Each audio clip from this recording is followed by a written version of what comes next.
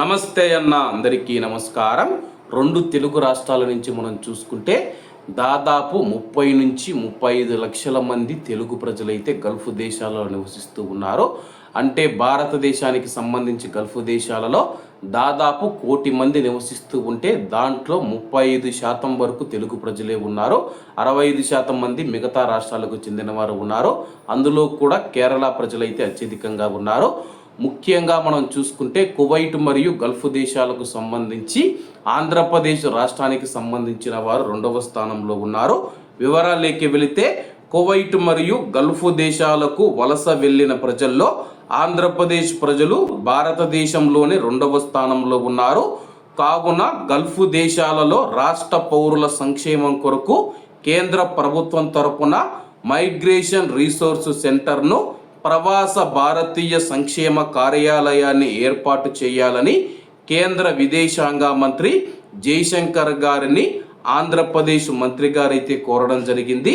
అలాగే ప్రవాస భారతీయ దివాస్ కార్యక్రమంలో భాగంగా కేంద్ర విదేశాంగ మంత్రిత్వ శాఖ గారితో పరిచయం మరువలేనిదని చెప్పేసి ఆంధ్రప్రదేశ్ మంత్రి గారైతే తెలపడం జరిగింది.